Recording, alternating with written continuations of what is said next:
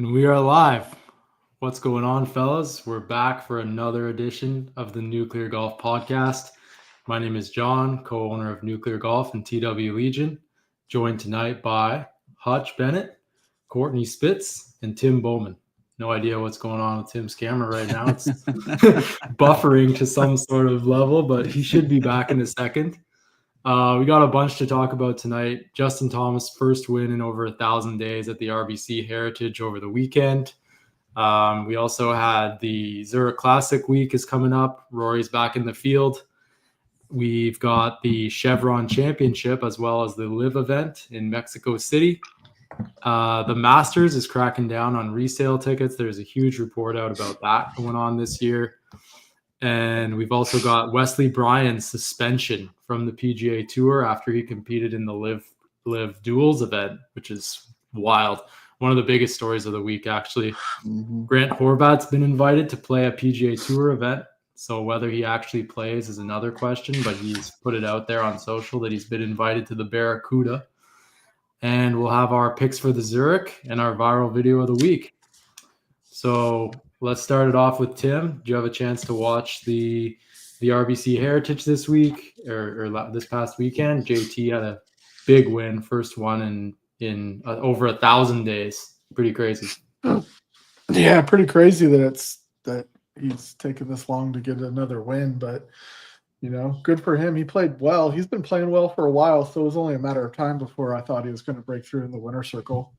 I watched a bunch of Saturday's action when he called the penalty on himself and thought maybe he might fall out of contention a little bit when he fell a couple shots behind, but he hung in there and played good on Sunday too. Yeah, we talked about it the last few weeks, how he was close and it wouldn't be long, especially we talked about it with Ryan a few times. So it's nice to see it happen. He's been playing, like Tim said, been playing very well most of the season.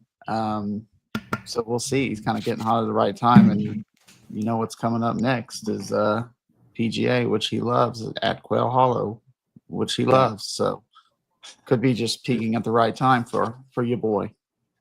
It seems like JT's been one of those guys that has been firing one great round, whether it's at the beginning of the tournament or he falters at the beginning and then gets himself back in contention. It was just he needed to put three really good rounds together and his bad round be a 1 under, a 2 under, just steady the boat a little bit, and he was able to do that this weekend. I mean, his misses were good misses. His bad, he goes out, he shoots a 61 course record on what was that, Thursday, and then comes out Friday, and I think it is a 1 under on Friday. So it's he didn't lose himself. We've seen him shoot those great rounds and then follow it up with a 72 or a 75 or whatever, and other guys kind of catch back with him and pass him up. So it's good to see him put all those rounds together. I'm a big fan of JT. He's probably one of my favorite golfers to watch on the tour, so I'm always rooting for him to do well.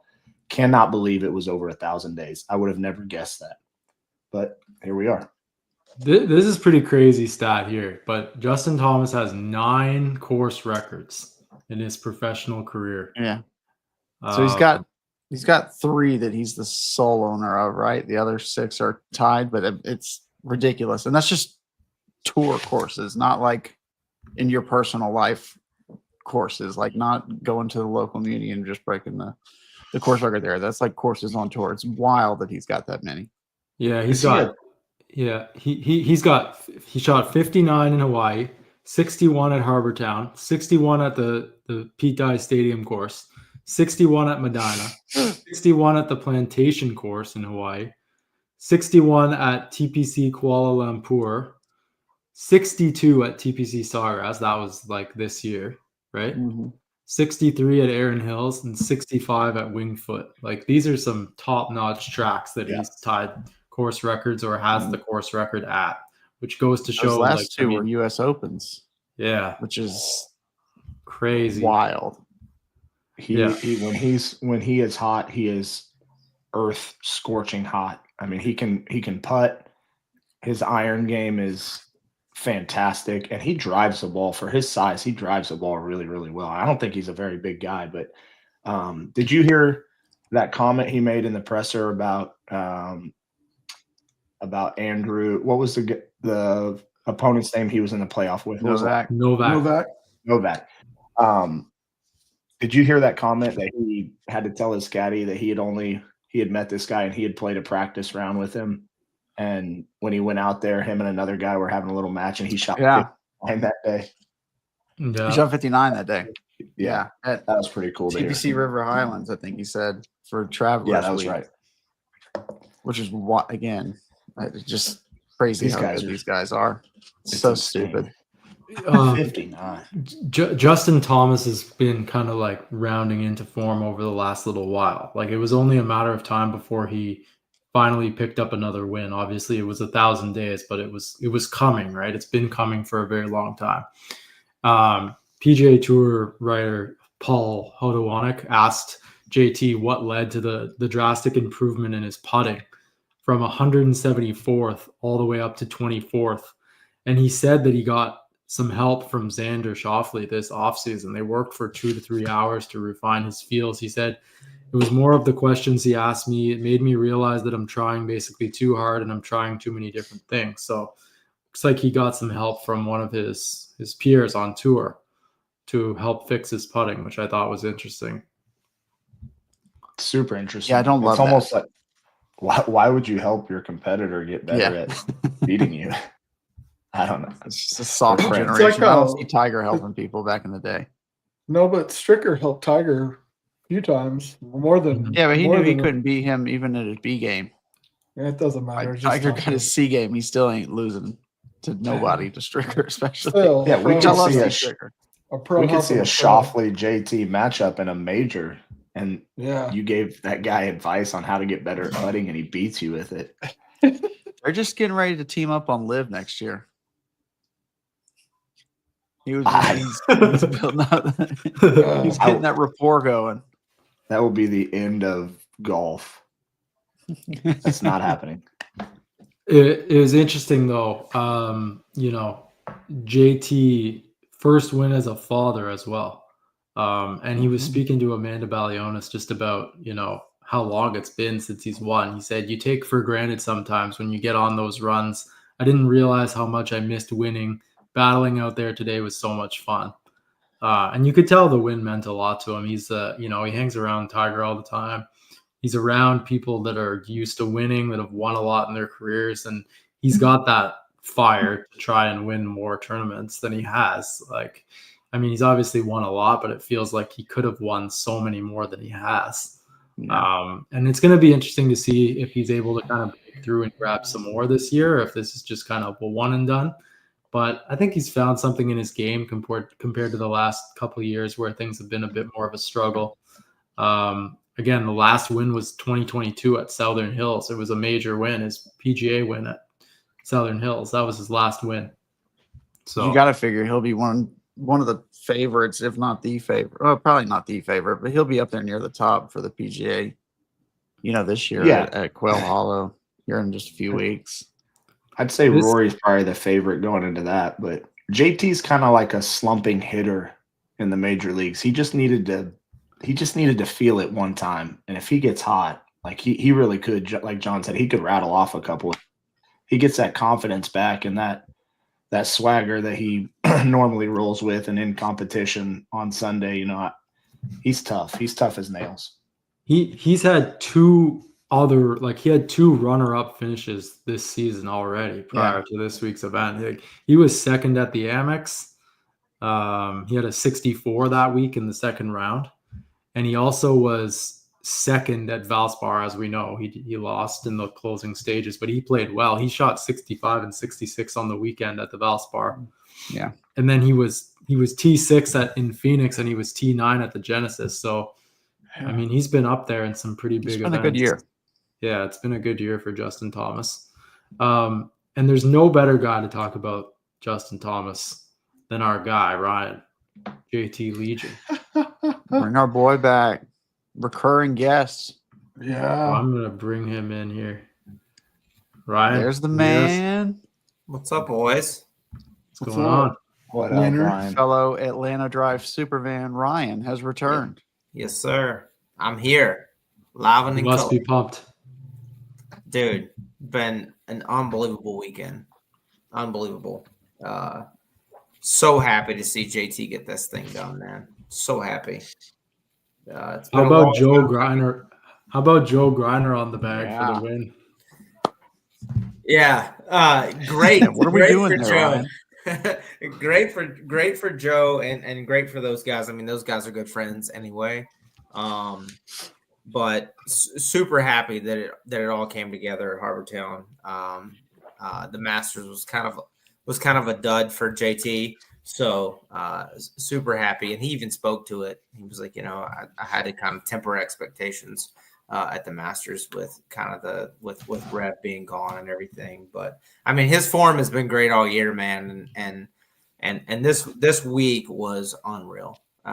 It was really unreal. I mean, you start out with a crazy 61 on Thursday, and then it's always hard to follow that up. So you get so many comments and all this stuff about what's he doing, blah blah blah blah, but like it's hard to follow a 61, dude. So he played super solid and kept himself in, and just his patience this week was super unbelievable. Yeah, I'm just taking a look at his Sunday round, just some of the moments of the round, like that par at 4 from the penalty area was a big moment for him there. He had big par putts at 6 and 7 as well. He made the birdie at the 8th, and then at the 15th, he made that 24-footer. But that was at the par 5, I believe it was, to pull ahead, right? He pulled ahead at that point, and then obviously went to the playoff with Novak, drained another long one at 18, or what was it like? Was it like close to 30 feet, or was it 25 feet? Yeah, about 25 feet, yeah. And I mean, that thing, what a camera angle they had on that one too. Just a perfect camera angle down the line for a winning moment. It was amazing. Yeah, they had the worm cam. I think I saw Danny Rapp put that out, but it was definitely the worm cam. I mean, it was great, and it went in center cut too. I mean, and like he said afterwards, he was talking to Joe coming up the 18th, and he's like, "I've never made a putt to win." Like he's like, "I've had tap-ins to win, but I've never made a putt to win." And so just that satisfaction of making a 25-footer on 18 to win is just like. Is like none other, and then to have new baby Molly there with Jill and Pops there too. Like, I mean, I think the size of the monkey that was lifted off of his back this week is can't be underestimated. Like Harambe. Correct. Ryan, what are we doing? Is the caddy? Are we keeping the caddy? Are we getting rid of the old guy? What are we doing? No, we're not getting rid of Rev. I don't think so, because I mean JT's been in such great form since the fall, like turning into this year. So I mean, obviously I have no insight, but I don't think we're getting rid of Matt at all. But I mean, Joe was a good voice. Joe's very experienced. I mean, Joe's been on Matt's bag forever. I mean, those guys have been very close. Like I just watched a video the other day about, I think it was Danny Rapp's like questions, his rapid fire questions. It was like best friend on tour. He's like, well, I talked to Justin Thomas a lot. So clearly those guys have been close. So I think it was a comfortable fit this week, but I don't see Rev going anywhere. I mean, honestly. When's he supposed to come back? I have not heard. I don't know how extensive the back injury was. So I have not heard, Tim, to be honest. You're talking to 4 Tigers super fans. We know how the back stuff goes. It's very unpredictable. Very unpredictable. Yeah, we're talking to 5. We're talking to 5. He might need to carry 2 caddies, just as one as a backup, just in case he wakes up on a Friday morning and can't go. Yeah, like we gotta get Joe back. Yeah, for real.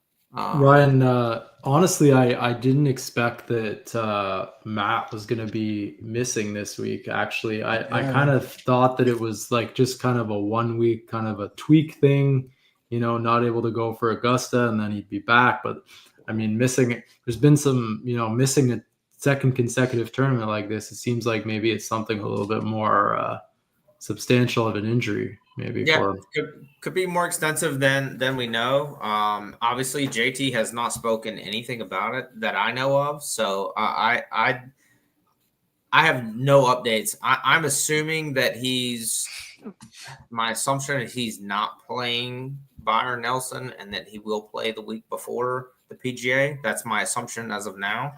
I've had a couple people ask me, but I don't know. Maybe there's just a little bit more time to heal.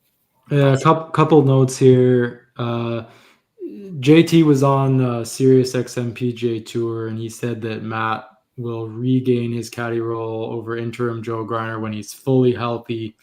Quote, we all knew that going in. It was very much a fill-in situation. We were so lucky that Joe was available until Rev got healthy. So yeah, it's definitely just a temporary thing there. And then looking ahead, Ryan, to the PGA Championship at Quail Hollow, this is a place where Justin Thomas has 5 top 30 finishes in 6 starts. He's got a Cheese 7 at the Wells Fargo. He's also 4-1 at the President's Cup there. So, I mean, this is a spot where, I mean, he's comfortable, right? Going into the next major. Yes, it is. This is what I call Quail Hollow is what I call the Rory and JT playground. These guys play this course so unbelievably well. Obviously, he won there.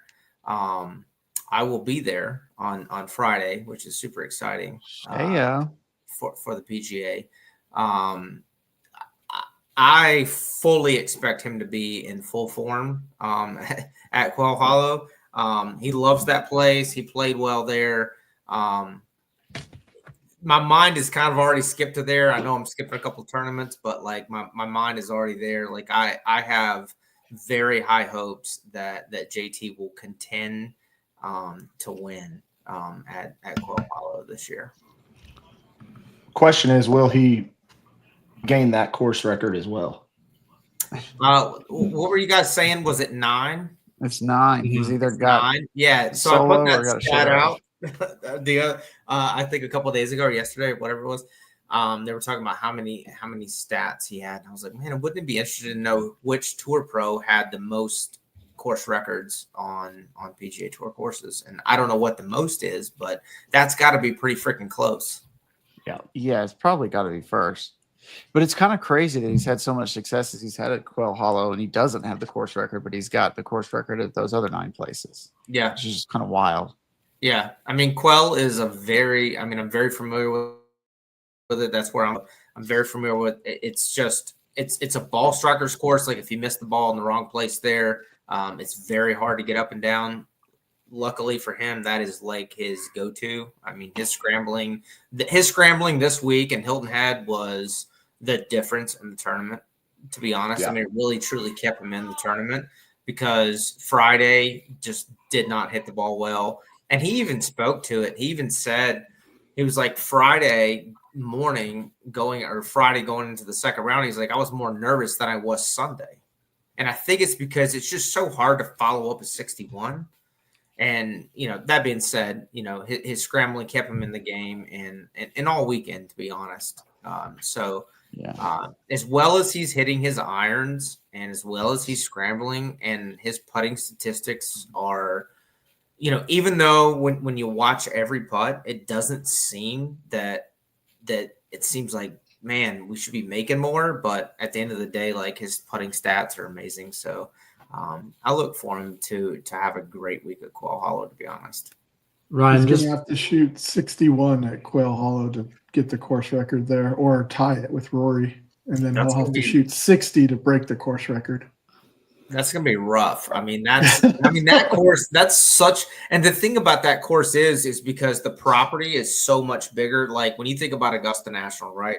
Like it's such a huge property. Quail Hollow is such a huge property, whereas Hilton Head, small property, but angles and everything else. So Rory with a 61 there. That's like, I've played there. That's unreal. Like I don't understand that, but yeah, just a dream scenario though for them two to be in it coming down the stretch for the tour. I mean, that'd just be massive for them. Yeah, 100%, Hutch. And I said this earlier. Like I think I think JT getting back in the winner's circle, along with last week, the big hype of last week.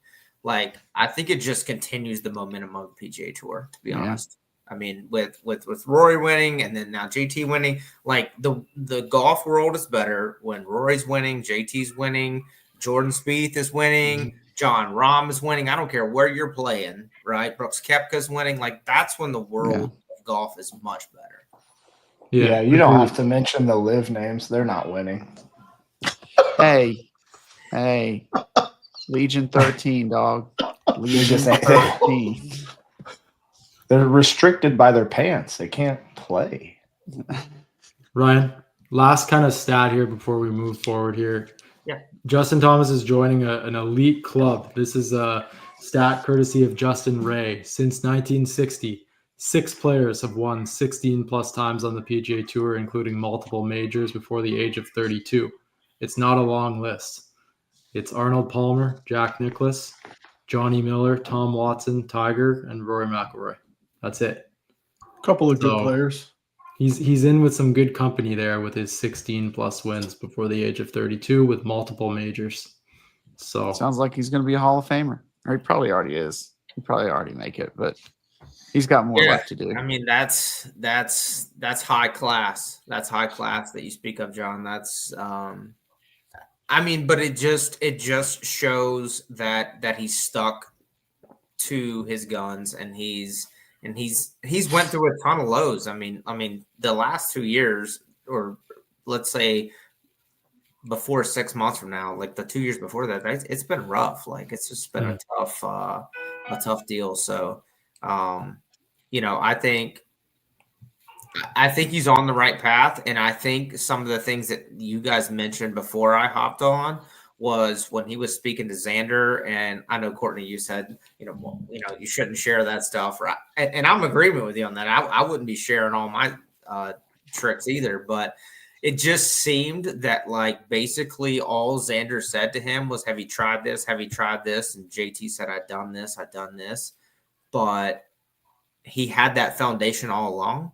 And he just kind of got away from it. So I think now that he's back to that foundation, I just see nothing but good things for 2025 and forward, honestly. Like, and I think now that the family life has come together and he has other responsibilities. I mean, as we as dads, like, it's just like things just have a way of settling you in to making you feel more comfortable, whether it's at work or on the golf course or at home. And I'm excited. I'm excited for JT this week, to be honest, or excuse me, for the PGA. As you're going, right? You're going? Yes, I'll be there on Friday. I will be there all day on Friday. We need to start a campaign. Justin Thomas, whoever's on his team that's looking at this, Ryan needs a picture with JT. Yeah. The legendary link up. Let's start it right here. Yeah, 100%. Let's get what if he's in the lead Friday night? You getting a ticket for Saturday? I can make that happen. Yeah, I can make that happen for sure. If he wins, get him on the pod. Let's do not that too much to ask. Yeah.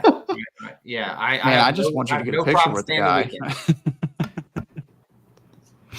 All right, Ryan. Thanks so much for coming on, man. Again, congrats on the win at the RBC. Just tell everyone where people can follow you and where they can find you online. Yeah, at JT Legion _. You can follow me on X, tracking highlights, everything to do with JT. Appreciate all my followers. Thank you guys very, very much. Awesome, man. Thanks so much for coming on. We'll chat soon, okay? Good job, Ryan. Appreciate it, man. Thanks. Good to see you again, Ryan. All right, see you, Ryan.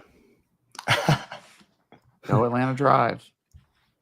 There goes Ryan from JT Legion. Great, always great to have him on the show. Fellas, we gotta switch gears here, talk a little about the Zurich Classic. It's a team event this week on the PGA Tour. It's always an interesting one. Rory McIlroy is right back in action alongside Shane Lowry. They've won this event before last year, actually, so they're defending. you guys interested in the Zurich team event, or is this not really something on your radar? You know how I feel about New Orleans in general. As a big Falcons fan, I'm not a big fan of the area. The Zurich, it's an interesting event. I just can't ever find myself getting really into it. And I think and this year, I think at least it's going to be just because we're coming off such a high of the Masters, and then Justin Thomas gets back in the winner's circle, and it's hard to get into a team event. I just can't. Then you couple it with things happening in other sports. You've got the NFL draft this weekend.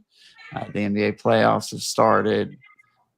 I don't care about baseball, but baseball's happening. Hockey playoffs are going on. So it's just hard for me to get fully into a team event on the PGA Tour without – I know Rory's playing, but, I mean, I don't know what other huge names are there.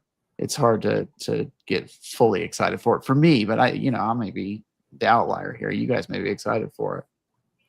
Is he playing with Shane again? Yeah, he's playing with Shane. Team prize, first place team prize, $2.6 million. So they split that in half. Individual prize, $1.3 million for the first place check at the Zurich. Which is cool. I don't mind the change of gears. I mean, I think it can be good TV, and I think it can be interesting to watch who's teaming up. I don't know all the pairings. I don't know all the teams, so that'll be something that I'm looking into as far as who's with who. But I think it just needs to stay competitive and not get too laid back. I think too often outside of the Ryder Cup and the President's Cup, any team PGA Tour event hasn't really driven the needle for competition. It's kind of more of a laid back atmosphere. And so, I hope these guys are still locked in and they're not, I don't want to say that they're taking the week off, but get after it. And I would even invite some smack talk a little bit. Let's get into it. I got some pairings if you guys want to see. So Rory and Shane, Wyndham Clark and Taylor Moore, Fitzpatrick and his brother Alex, Matt and brother Alex, Morikawa and Kitayama, Gary Woodland, Lee Hodges. Woodland's out. Woodland withdrew. He withdrew. Jason Duffner took his spot. I love Jason that's Duffner. Interesting, eh? He's back, Jason Duffner. Yeah. Who else? Akshay Bhatia, Carson Young, Cam Davis, Adam Svensson, Thomas Dietrich, Robert McIntyre, Nico Echeverria and Grazerman.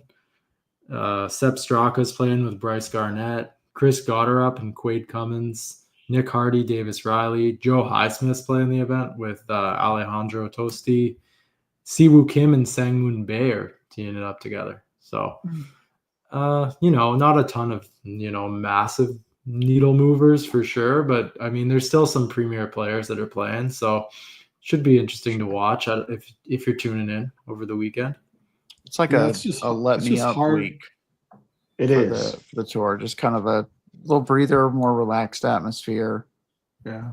In my personal opinion, the worst city in the world. Because go Falcons. But no, I mean it's going to be good. And Rory's obviously got to be the favorite, right? But I mean, as far as picks go, like give me Sepp Straka's team. That's who I'd like. I think they're a very interesting team to watch because he's been playing very well. Sepp has, and he gets hot. Kind of like we were talking about with Justin Thomas. He can get hot and get rolling. I don't know a lot about the Garnett guy, but there's not a lot of super teams. As that list John just went through, the only quote unquote super team would be Rory and Shane, right? The others, they're clearly pairings. No, I'll take Bhatia. Give me Bhatia all week. Bhatia's cool. Well, and we'll give you we'll give ourselves a little time to lock that in towards the end of the show. But I would more. Straka's he's a good name to me. He's a good name to watch. I don't think it's going to be Rory in them though. That would be my thing because he's got to be coming off of just such a crazy high. Lowry didn't play so well on Sunday at the Masters, and he was so emotionally high for Rory winning too. So I don't see that. I can't imagine Rory's played a lot of golf in the last couple of weeks.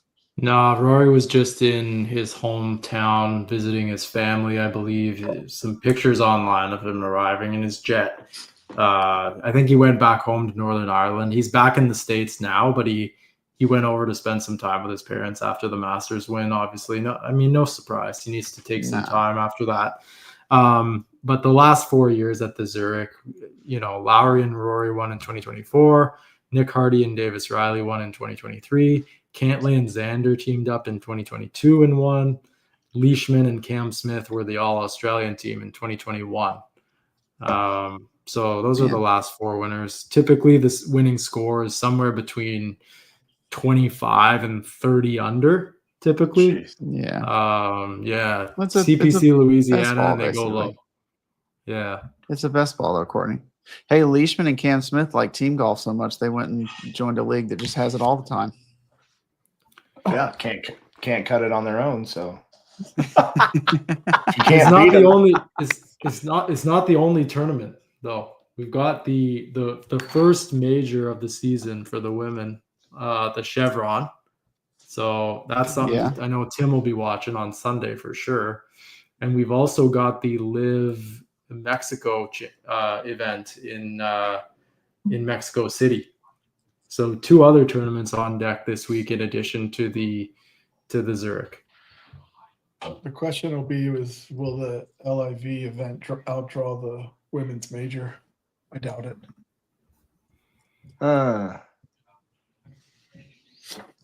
We'll see about it. The Chevron Championship's always fun to watch, especially on Sunday. It's usually a tight leaderboard coming home. There's women's majors are still like very high drama. There's always some great shots. So that's something that I usually tune in for at least the back 9 on Sunday, the women's majors. For sure. And Sunday's a perfect day to do it right here because of, I know the big thing like in sports world right now is going to be probably the NFL draft this week, but Sunday is just the last couple rounds. Nobody's really watching that. So that's a huge time to do it. Get you some lunch, come home, settle down, watch the back 9 of the Chevron. Just have a good day. Maybe if you got 2 TVs, set it up for the back 9 of Zurich as well. Yeah, interesting Champions dinner menu as well at the Chevron this week. What is it? Nelly Corda is the defending champion. Here's her menu. This dinner is actually taking place tonight. Caviar, tuna tartare.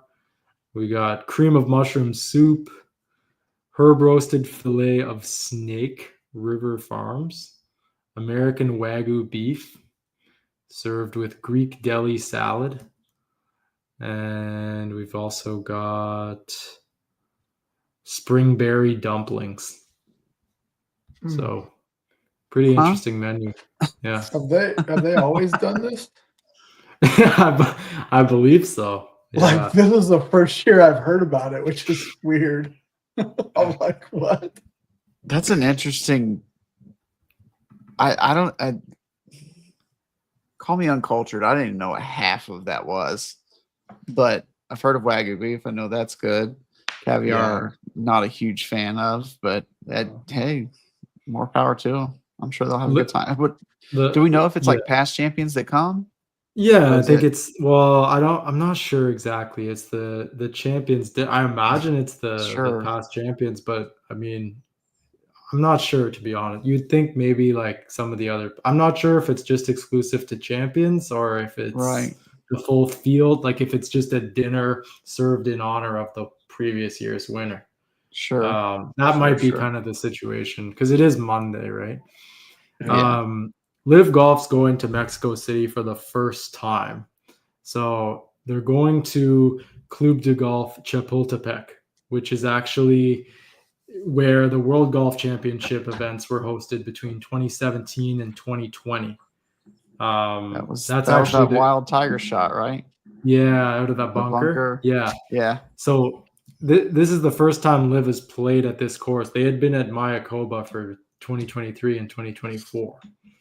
So this is a familiar course for golf fans. We've watched events at this site before. Yeah, should do well there. Obviously Mexico golf fans in Mexico are going to be pulling for guys like Carlos Ortiz, Abraham Answer, who are both natives of that country. So that's good in terms of, getting those fans out and supporting the game of golf in that way. We've seen, some big crowds come out in certain regions of the world where LIV is gone. We saw it in Australia. We also saw a lot of fans come out in India as well when Bryson played there for the Asian Series event. So when they go to these markets, and even in 2017, 2018, when the PGA Tour went there, and I guess 2019 when Tiger played, like there were some massive galleries in Mexico. Yeah, for sure. There's definitely a big grouping of golf fans there trying to grow the game. It's good in that sense for LIV. So I mean, I hope that the crowds come out for LIV Golf this week. I mean, LIV, the culture of LIV Golf is loud and energetic, and let's get after it. Let's have a party and watch some golf, and that seems to fit Mexico City pretty well. Yeah, I mean, for sure. So I can see big crowds there. That'll be interesting to watch. Yeah, they draw crowd. Like I know there's a lot of talk about their TV ratings and whether their streaming numbers are legit or not, which they're probably not, but whatever. That's besides the point. They draw crowds at their tournaments, and it seems that there was even a picture I saw a couple of weeks ago of the crowd at Doral. I mean, they draw crowds. It's an event when they come to town, so it's going to be very interesting. And you would think that it would just be the overseas markets where they're drawing these big crowds, but that crowd they had at Doral was pretty big. So Mexico City, it's going to be great. I'll be watching it. Yeah, it's interesting. I mean, there's 6 players inside the top 8 in points on LIV who are Spanish-speaking players: Neiman, Garcia, John Rahm, David Puig, and Sebastian Munoz. So, I mean, that's great for the local market. They're going to be following those guys for sure. What else do we got here? Masters. Yeah, the Masters it's interesting because they're cracking down finally on ticket resellers.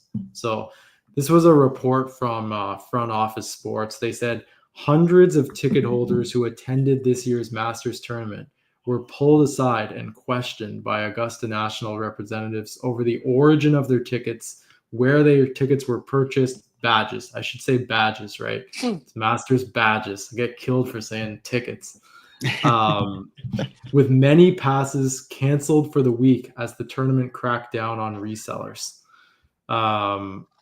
This was a high interest story on our account this week. So there's a couple of quotes here. As a reminder, Augusta National Inc. is the only authorized source/seller of Masters tickets. The official Masters website reads, "The resale of any Masters ticket is strictly prohibited. Holders of tickets acquired from the third parties by whatever means may be excluded from attendance to the tournament." It's no secret that, people are purchasing tickets for the Masters on third-party websites. They don't win the lottery, but they still want to attend the tournament. They're willing to pony up a lot of cash to even attend a practice round. It seems like Augusta National is, finally taking this into their own hands, and they're actually revoking people's badges for the week.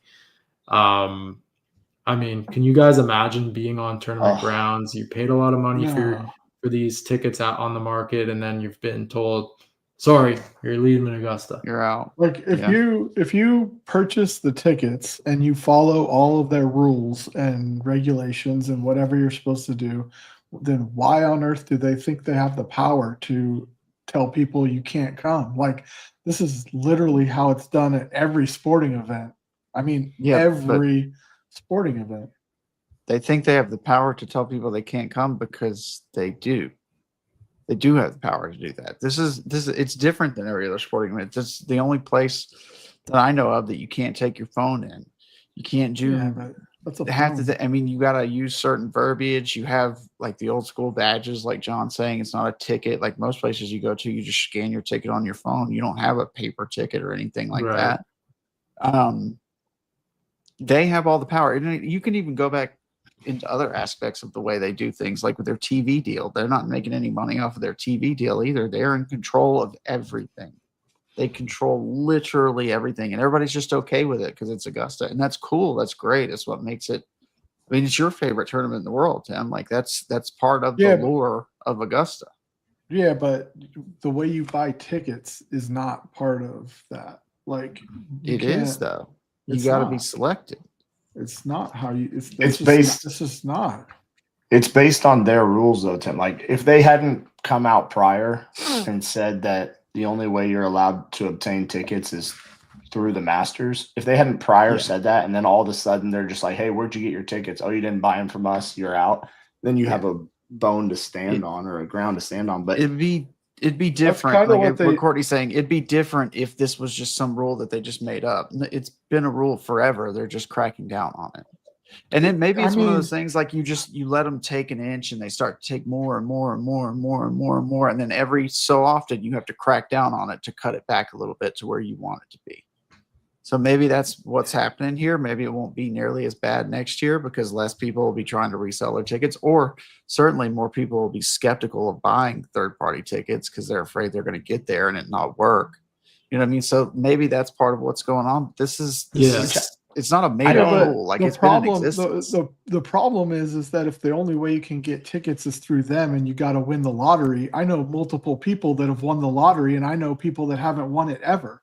So they need, if that's how they want to go about doing it, then they need to make it to where if you've won, you're disqualified until everybody's had a chance to win and buy tickets. Like, but how are they going to control that? That's not, you can't have it both ways. They can try, but I wonder how they would do in a court of law if somebody said, no, I paid money for this ticket. This is a valid Masters ticket. I followed everything that you said to do. I wasn't a disruption. I wasn't a. But you didn't follow everything that they said to do. Yeah, you did. yeah, You bought the ticket. No, not if you bought it You're third literally party. not allowed to resell your ticket. You can't buy third-party tickets. You didn't like. So if Augusta went to court, they would win. The person who's suing Augusta would lose because they bought a ticket not from the Masters. Just for some context about these resale tickets, like we're talking $1,000 to $1,200 a day for the practice rounds. The par 3 contest is closer to around $2,000, and then tournament round tickets are $1,900 to $2,200 per ticket per round. If you're looking for a multi-day pass, like a 4-day pass, Thursday to Sunday, some of them are going for upwards of $15,000 for the week on StubHub. 2-day passes going for around $6,400, and a week-long badge for the entire week, Monday, Tuesday, Wednesday, Thursday, Friday, and I guess the weekend as well, $22,000. There's big money to be made in those tickets. There's big money to be made. There's also another quote here from Front Office Sports. Quote, "It was a bloodbath," one hospitality company executive said. "Several of our customers were interrogated on arrival. About half of those badges were canceled. And here's the worst part. A ticket that was scanned with no problem on Thursday and Friday would get targeted on Saturday." The executive added that some fans who had their badges confiscated received 1-day passes to stay on the grounds. So, wild. This is Augusta enforcing the strict rules that they want tickets to be, legitimately issued by them. They don't like that people are profiting off of their course, their tournament, their brand. Right? That's the issue at heart here. That's the main thing. But I mean, if people want to put up the money, Yeah. I mean, I get all of that and everything they're trying to say, but the problem is if you've let it go before and you let it go for any amount of time, whether it's 1 day or 10 years or 20 years, and then all of a sudden you decide to crack down all of a sudden, those people are going to be like, okay, this is a rule that you've had for how many years now? Why are you cracking down now on me, but not everybody else? That you'll lose. Well, I mean, life's not fair. They get to set the rules. You'll settle outside. You'll settle outside of court to make it not in the papers, but you won't win that. You won't win that argument. Nobody's taking the Masters to court. That's not happening. Yeah. The bigger issue becomes how they're going to police this moving forward. They will come up with a system, and there will be something that when you buy your ticket, there is something including in your ticket that you have to present that you can't transfer to other people. Right. I would imagine that most of these people that are buying these tickets third party are just these are being transferred via email or Now you can't. Apple It's a literal ticket. Badge. It's a mailed. badge. Like there's no Yeah, badge. e-tickets at all. Okay, so It's then, a badge. so They're then if they mailing went- these things to these new people. So They're if they mailing went, it or meeting them. if they went e-ticket, could Yeah, they I'm not won't, smart though. enough to know, but if they ever went virtual tickets, they could potentially put something on there like an ID, a name that has to match the ID. When you enter, you've got to show your ID that it's your ticket. And so Yeah. a third part, I can't buy Hutch's ticket and present my ID that has Hutch's name on it at the gate or whatever. So there'll be Right, something but of then that sort. they'd have to get rid of their phone policy at that point too, which is not going to something's happen either. Something's probably gonna change where it's gonna be even harder to It's all like they're just gonna eliminate it altogether. We got to move on Yeah. though, fellas. Yeah. Let's go they're just on exclusive. That's all it is. They're trying to be Yeah. exclusive. to let's roll forward here. We got huge discussion post this week. So in order from best to worst, how would you rank the majors? So I want to go around the horn here, hear from everyone just quickly, and then we'll chat briefly about it after. But everyone give their 4 in a row, and then we'll chat after. Tim, start with you. I'll go Masters, U.S. Open, British Open, PGA, distant last. All right, Courtney. I'll go Masters, U.S. Open, PGA, and British last. Hutch. I'm going U.S. Open, Masters, British PGA. Not even believing what he's saying. No, Totally I was believe just trying to that. think of who I wanted to be last. U.S. Open was All right. always first to me.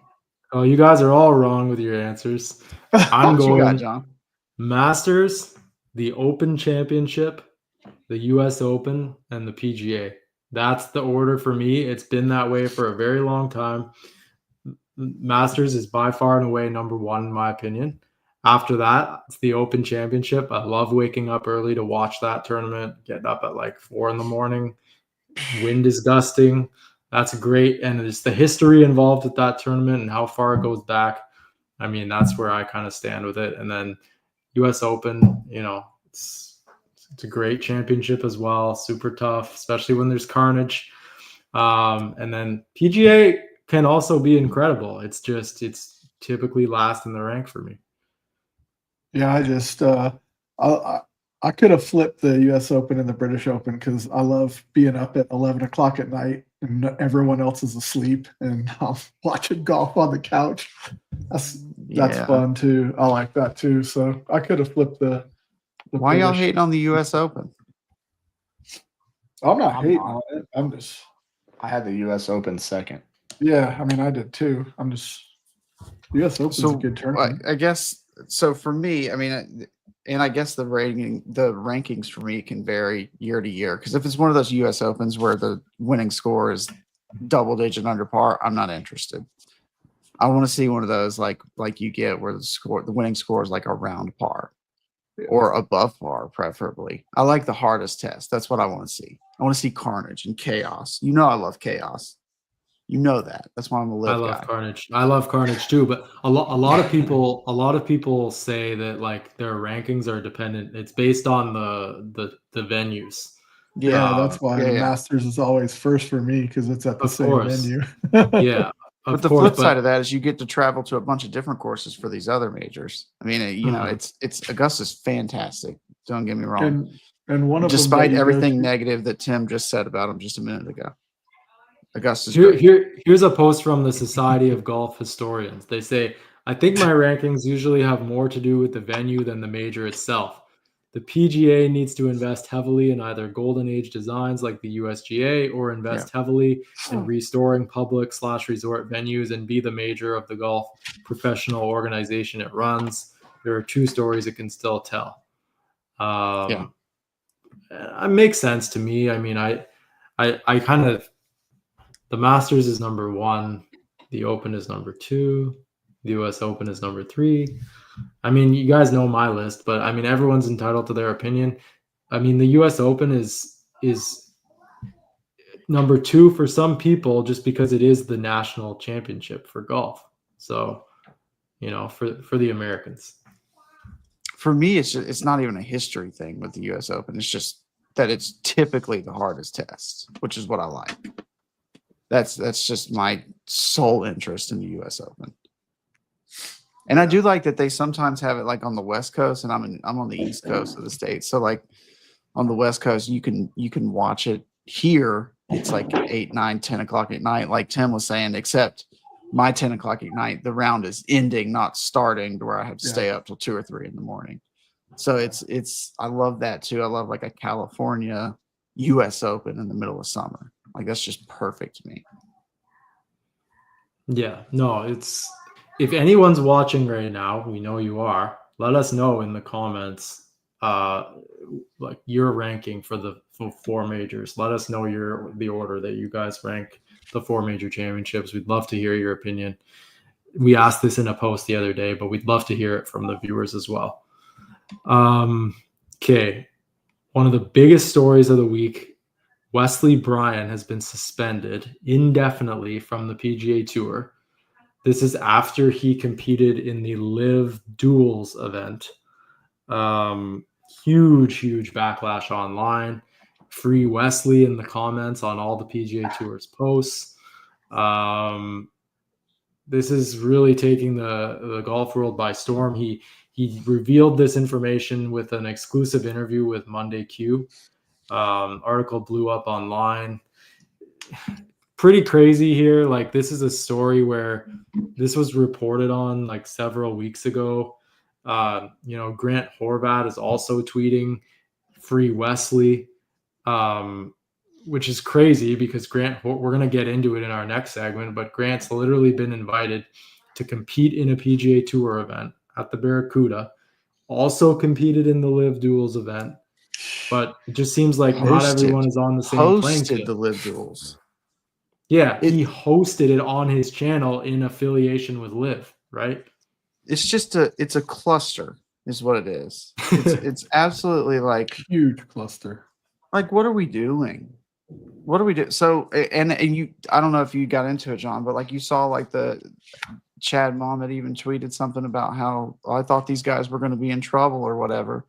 And then like a couple hours later, it comes out that Wesley Bryan got suspended. So like, I think the messaging of the PGA Tour is just so conflicted, right? Like it's just, what are we doing? How can you suspend him for doing that when apparently he got clearance or it was known that he was going to do it? And then in the same breath, invite the guy who hosted it to play in a tournament, who's not even a tour player, who's taking a spot from somebody else. And I don't have a problem with that. We'll get into the whole Grant Horvat thing in a minute.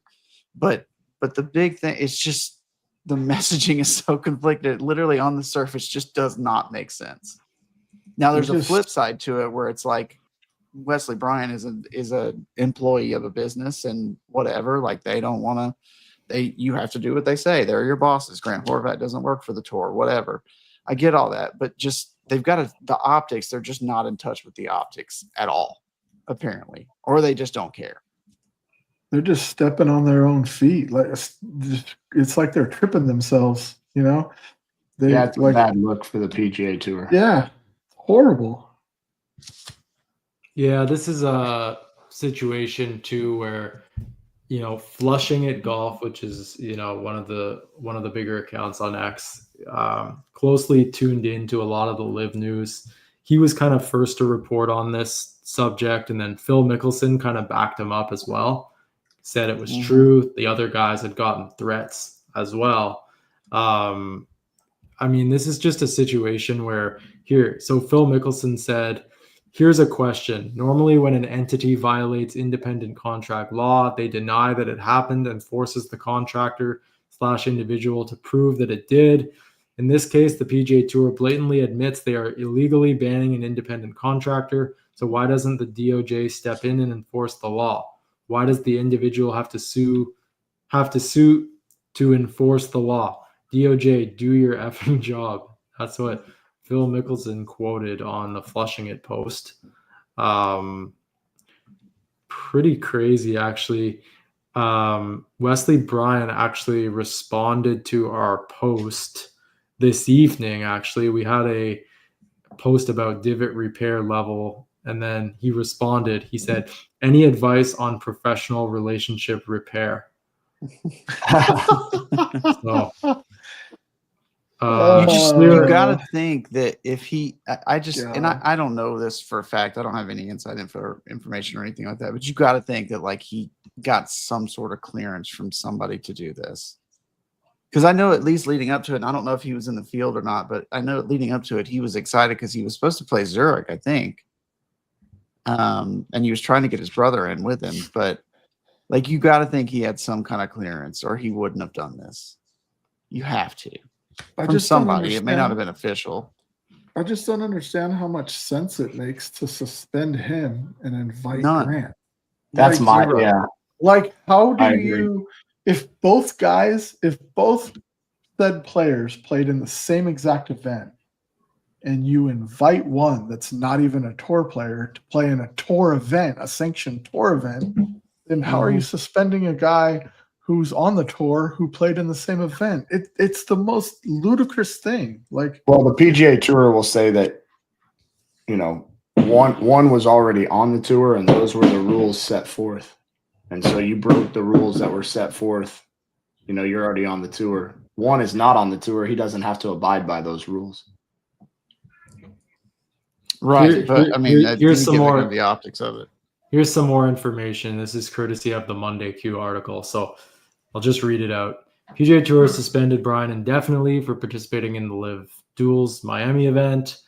Bryan is at the Punta Cana resort with his family, sharing a rental home with PGA Tour member Ben Martin and his family. He said, "We had this vacation planned for months, so I decided we would still come down," Bryan says.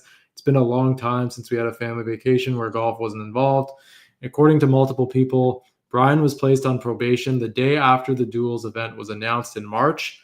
The event featured 6 live golfers teaming up with 6 YouTube creators for a 9-hole scramble. The Duels Miami has nearly 2 million views on Grant Horvat's YouTube channel alone. This was not an actual, like, this was an event that was broadcast on Grant Horvat's channel. It was not on the Live Golf channel, but the promotion of this event was done in collaboration with Live. This was officially branded and marketed as a Live centered event, right? Because it's their guys that were participating. And a PGA Tour guy. And one fan favorite PGA Tour guy, right? Like, people love the Bryan brothers for their social media content. Like, you know, obviously when they play golf, people are tuned in because they're like celebrities in their own right when it comes to just being kind of like an underdog on there. So, you know, it's an unfortunate situation, and this is a bit of a PR issue for the PGA Tour, because this is a situation where, you know, a lot of PGA Tour fans are not in alignment with Live. But when it comes to something like this, people just feel like it's been an unjustified, you know, attack on Bryan for just simply participating in really a social media type of event. That's really all this is. This is just an event. Like, golf fans enjoy this type of content on YouTube. Like, we're seeing it with whether it's the Creator Classic event, whether it's the Live Duels. Like, people are tuning in because they appreciate these creators. It's a different style of content. This is a situation where the PGA Tour, I think, should just kind of sit back, step away, and get out of their own way. Yes. Because they are now facing incredible amount of backlash because of this move. Even amongst PGA Tour fans that aren't necessarily Live fans, there's just a lot of uproar like about this subject. So the consensus just seems to be, to me, that it just doesn't make any sense. That's you can understand suspending the other big guys for originally because they told them up front, like, you're going to get suspended. This is what's going to happen. But this is just the consensus online that I kind of see is that it just doesn't make sense. So, and I think, again, I think it's just communication. I think that the tour is not talking to each other. They're not talking to their own people to tell them like, hey, this is what's going to happen, or no, they're going to be fine. It just, I don't think that they're communicating very well, and I think it's showing. But I think that's been an issue of theirs for the last couple of years. I mean, pretty much since Liv started, really. Even going back prior to that, it's been communication has been a big problem for the leadership. Do you think if they didn't invite Grant to play in the event, it would be as big a story, or would it kind of just be like, yeah, it would just be kind of like, hey, you know what? This was the rule. You broke it, and this is the punishment for that. But like I just think that whether he's a tour guy or not, when you invite someone who played in the same event and suspend the other guy that played in the same event, regardless of the rule, it's a bad look. It just looks horrible. Yeah, like it's just terrible. According to Sports Illustrated's Bob Herrig, Wesley Bryan said, "We are going to continue to support Grant and grow the game through YouTube." And the PGA Tour made no one available for comment after this disciplinary action. They said, as per its policy, it never comments on disciplinary measures against its members unless there is a violation of its performance-enhancing drug policy, which leads to suspension. Yeah, I mean, this is just a situation where the fans are up in arms over this. So the PGA Tour is not commenting on it, but their fans are definitely commenting on it in the comments sections of these posts. Wesley Bryan has conditional status on the PGA Tour. That's because he finished 128th in the FedEx Cup standings in 2024. He is subject to the media and marketing rights provision as a PGA Tour member. So again, so they're essentially saying that he would have required a release to play in the Live Duels event, and they're insinuating that he didn't get it. YouTube event. He needed a release. A part-time guy who's probably more known for his YouTube than his PGA Tour career needed a release from the PGA Tour to play in a YouTube event. Yeah. Make it make sense, boys and girls. Make it make sense. So Grant Horvat is the other side of this equation, right? And he's literally been invited to play in the Barracuda. It's pretty crazy. Like, I mean, this guy has literally become like the face of golf influencers, I would say, without a doubt, right? He's just massive online. His YouTube channel is huge. His social media presence is just incredible. The engagement that this guy gets when he does giveaway posts, whether he does like, check out this shot, like if he does a trick shot or whatever. It's just, he's done those videos with TaylorMade athletes as well. He had that video with Tiger. He's really burst onto the scene, and he's just huge presence. So makes sense. The PGA Tour invited him to play in an event. Not clear if he's actually going to play. I mean, I think he is going to play. I don't think he would have been posting about it if he wasn't. He kind of presented it like, got invited, not sure if I'm going to play yet or not. But it seems like he would be preparing to play. You guys think Grant's going to play? He said he wouldn't like embarrass himself or anything like that. He'd probably shoot something in the high 70s. But what do you guys expect from Grant at the Barracuda? Like a conspiracy just a quick question. Do we think he was invited before the duels thing happened? I would. Like, it wasn't public. Like, he got the like, hey, we're going to invite you or whatever before the duels happened, and then he went public with it after? Like, he went public with it. It's just, you wouldn't think that he'd be going public with the invitation if they had rescinded it after the duels event, right? Maybe since their communication's so bad, they forgot that they invited him. No, I mean, he's going to play, right? He has to play. I don't think he's saying any of this if he's not playing. I don't get the question of why he says he's truly on the fence. Should I play? I mean, yeah, Courtney, I think that what that is a matter of Grant kind of being like humble in the sense that he doesn't want to he wants to lower down the expectations a little bit for himself. I think, he has a big audience, right? I think he's just kind of setting the stage that like, yes, I am going to play. I'm not going to embarrass myself, but I'm also not going to win the tournament. No, I don't think anybody expects him to win the tournament. No, but when he said that, he also sort of indicated how much better, like he wanted people to know how much better guys on the PGA Tour are, like at that elite level compared to someone like him who is still like a very good golfer. Yes. I think it's more so of just him kind of setting the stage. But I agree. I don't think he would have even posted like, should I play, if he was really on the fence about it. I also think he's really nervous to embarrass himself. Maybe. I mean, I would be, like that's a whole different atmosphere to play in a tournament like that on a PGA Tour event. It's not the same. You can go out and play around with Phil Mickelson and drive in the same cart and all's good. But when the lights are on and everybody says action, I mean, there's going to be a lot of nerves. There's nerves for the best players in the world. But you're not even looking at scores at that event because it's a Stableford event. So it's not like if he goes out and shoots 85, like you'll see it reflected, but you're not going to see 85 on the screen. You're going to see how many points he has. Yeah. So I mean, it's a perfect event for him to play. And like he was saying, like Grant was saying, like he's not going to win, but he could hang somewhere around par. And I think that course is usually plays pretty gettable, right? Like the winning Stableford scores are pretty low. Yeah, he'll probably come in near last. Is it a no cut event too? I believe so. I want to say so. Because it's opposite of major. Which major is it? Is it the PGA? I don't know. I think it's in. Is it opposite the Open? I think it's usually in July. I'm pretty sure. Okay, let's see.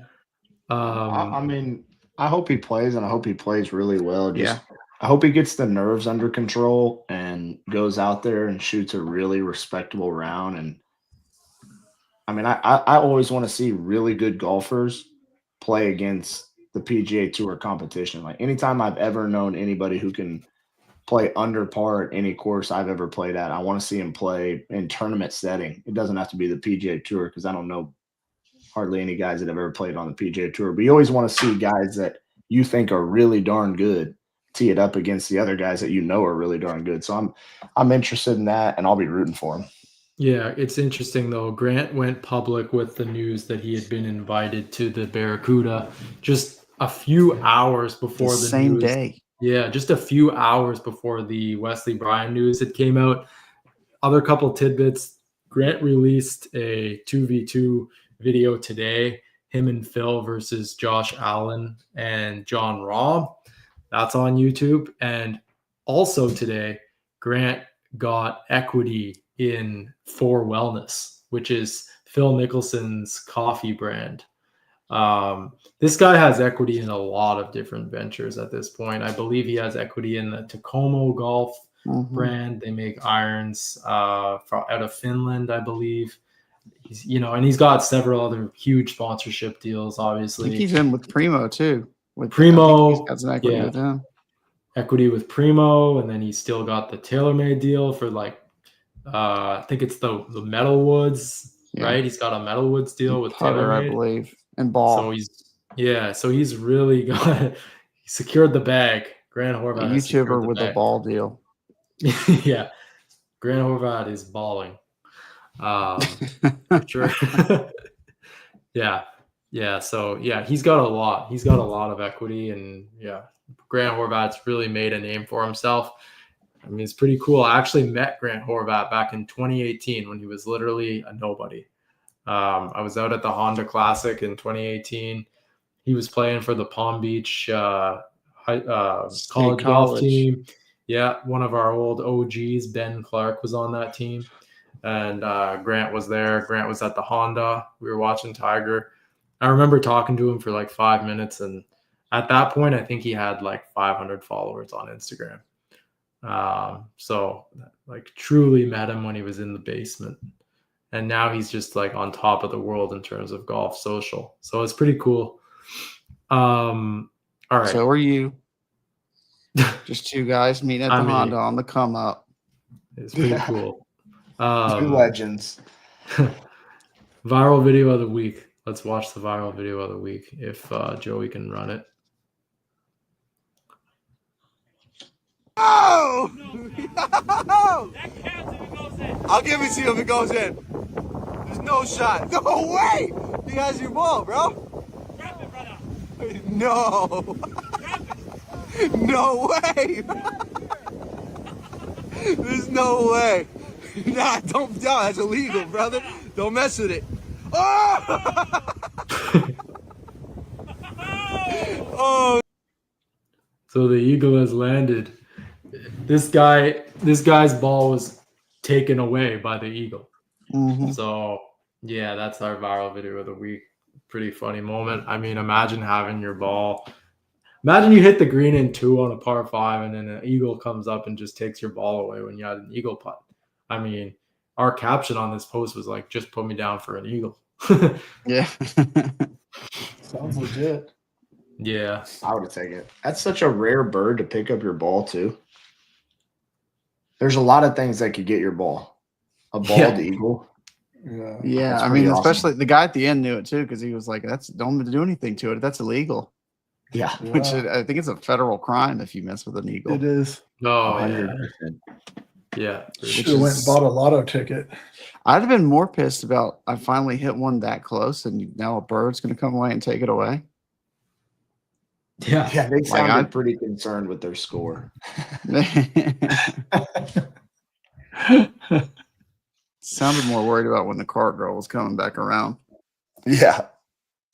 They were trying to figure out which live playlist to play for their next hole. Fellas, Zurich Classic this week. I'm not sure if you guys have picks for it, if you're just kind of waiting for the next full field event. Anybody got any picks for this week? I'm like an Akshay Bhatia. My man. I like it Sepp too. Straka and Kevin Garnett. I mean, Bryce Garnett. Kevin Garnett. Anything Nice. is possible. Anything I'm not taking- for I'm not taking Rory. I think Rory's still going to be on the Masters high. Yeah. Probably hasn't hit a ball, probably hungover. So I'm not taking Rory this week. I'll probably tune in a little bit on Sunday towards the end, and then we'll chat about it on Monday. But fellas, it's been an awesome episode. This has been episode 7 of the Nuclear Golf Podcast. Just a reminder to everyone, our show is available live right here on X. It's also live on YouTube, and we are also available on Apple Podcasts, Spotify, and Amazon Music just a few hours after the episode concludes. So be sure to check us out on those platforms if you want to listen to us in your car, on your way to work, coming home from work, whatever it is. We got you covered on every single platform.